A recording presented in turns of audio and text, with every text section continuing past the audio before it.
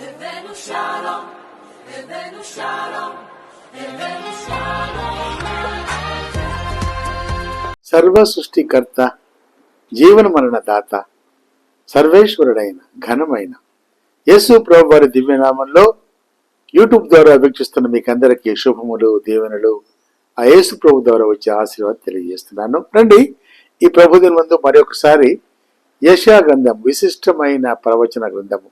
యెషయా రాజవంశంలో జన్మించిన యెషయా గ్రంథము క్రీస్తుకు పూర్వము 600 సంవత్సరాలకు పైగా, దానికి ముందు కాలంలో జీవించిన ఓ అసమానమైన ప్రవక్త, కవి, రచయిత, రాజవంశంలో పుట్టినవాడు.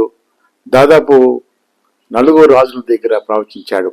అయితే ఇది ఒక చిన్న బైబిల్ గ్రంథం అని చెప్తుంటాం, మినియేచర్ బైబిల్ అంటాం. 66 అధ్యాయాలు, అలాగే 66 అధ్యాయాలు, 39 పుస్తకాలు పాత నిబంధనకు, 27 పుస్తకాలు కొత్త నిబంధనకు.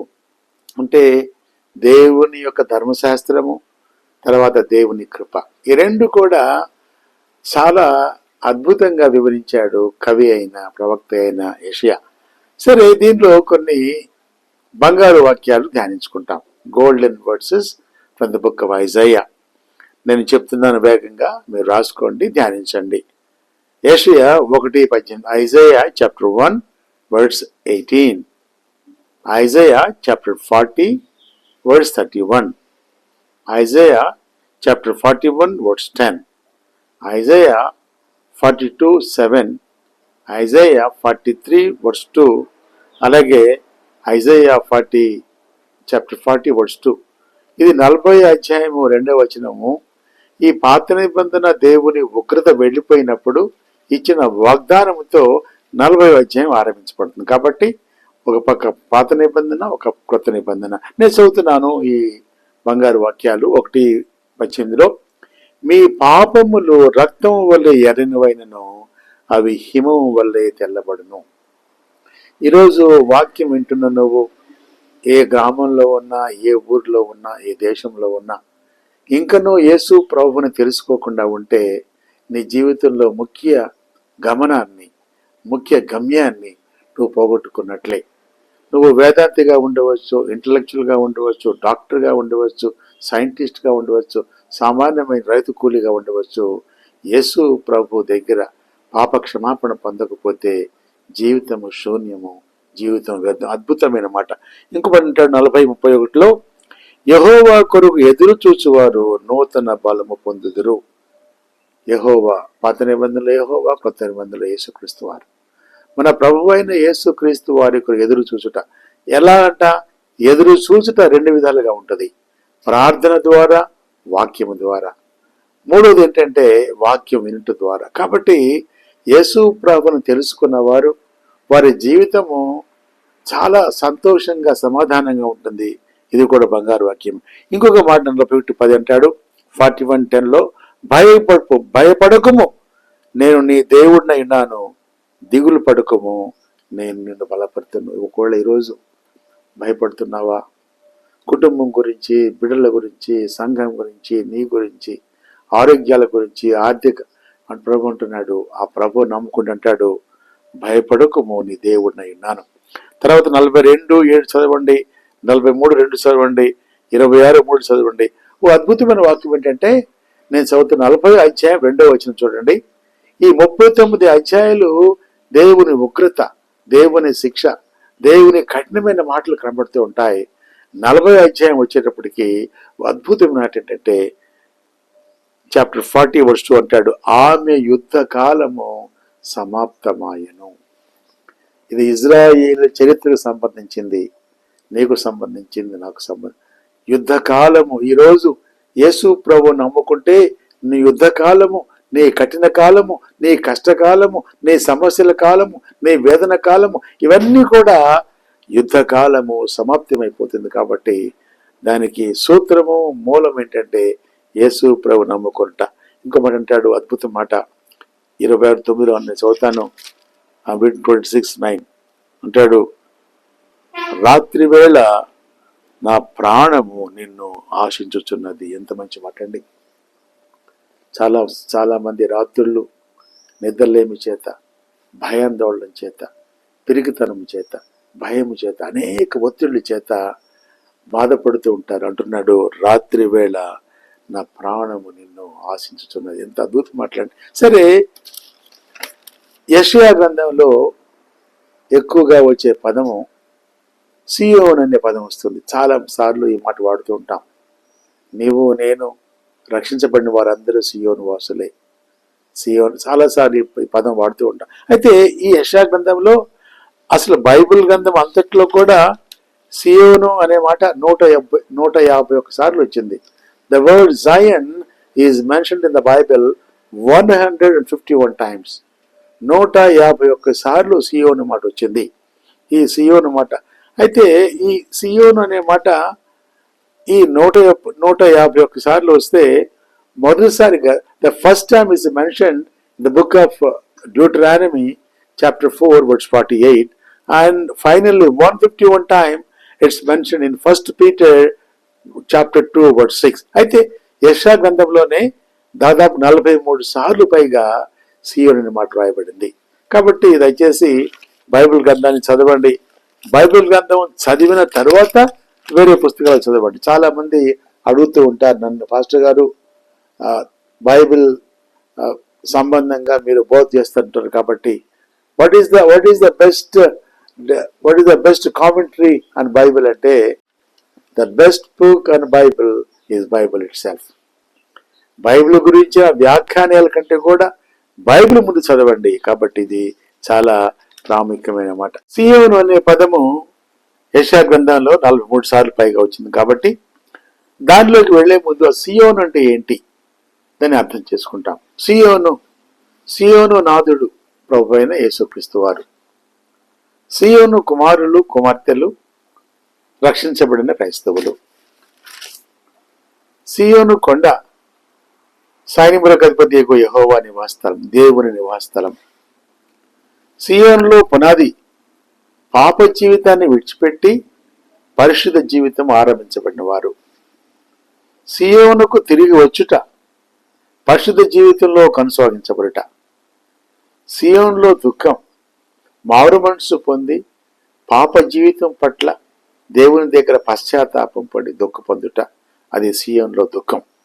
సియోను పాటలు రక్షణానంద పాటలు. యేసు ప్రభు నమ్ముకొని పరిశుద్ధంగా జీవించేవారు ప్రతిదినము పాడుకునే రక్షణానంద పాటలు సియోను పాటలు.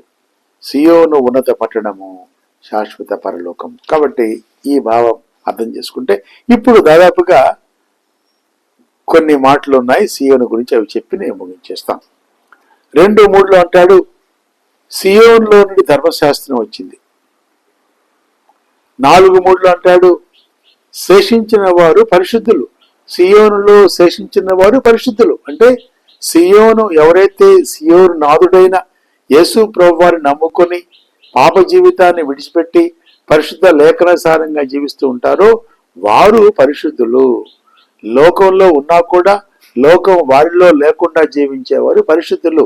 ఎందుకంటే దేవుని వాక్యం చెప్పేది ఏంటంటే, దేవుడు మానవునితో ఉన్న ఈ సహవాసము మానవుని పాపం వల్ల పోగొట్టుకోవటం చేత దేవుడితో సహవాసం పోగొట్టుకున్నాడు. అంచేత ఆ దేవాతి దేవుడే మనుష్య కుమారుడిగా మానవునిగా వచ్చి లోకంలో జీవించి మరణించి మరణాన్ని జయించి లేచాడు. ఎందుకంటే మరలా ఈ మానవుడు నీవు నేను తిరిగి దేవునితో ఐక్యపరచబడి సమాధానపరచబడి ఆయనతో సహవాసంలో నిరంతరము యుగాయుగములో కొనసాగాలనే ఈ పరిశుద్ధ గ్రంథం యొక్క ముఖ్య ఉద్దేశము, దేవుని యొక్క ముఖ్య ఉద్దేశం.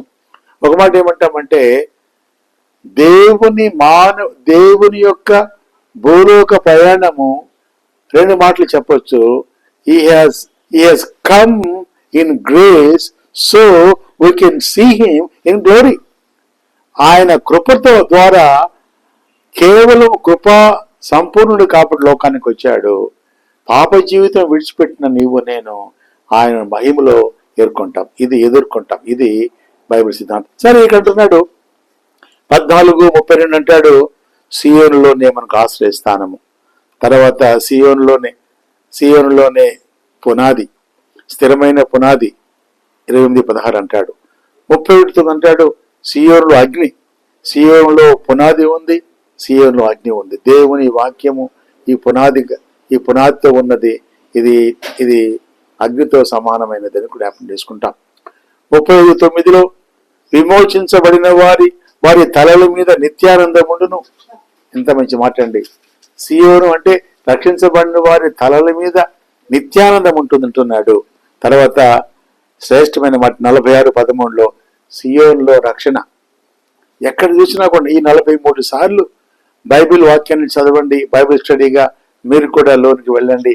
ఎక్కడెక్కడ ఉందో ప్రతి మాట కూడా నూతన జీవితాన్ని, పరిపూర్ణ ఆనందాన్ని, పరలోకంలో ప్రభు యొక్క ఆ సన్నిధి ప్రత్యక్షమై ఎంతో ఆదరణగా ఉంటుంది. కాబట్టి ఈ మాట అంటాడు 51 కూడా అంటాడు, ఒకవేళ ఈ లోకంలో సియోనులో ఆరంభించబడి ఒకవేళ పడిపోయి మరలా పాపక్షమాపణ పొందిన వారి గురించి కొంటాడు 51:3లో సియోనుకు వారు తిరిగి వచ్చేదారు. ఈరోజు వాక్యం వింటున్న నీవు సియోనులో ఉన్నావా?